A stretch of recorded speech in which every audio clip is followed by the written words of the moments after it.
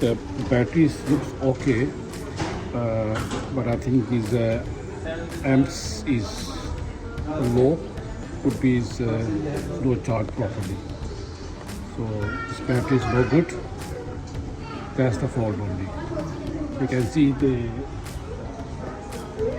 fault is clear inside the panel. Thank you.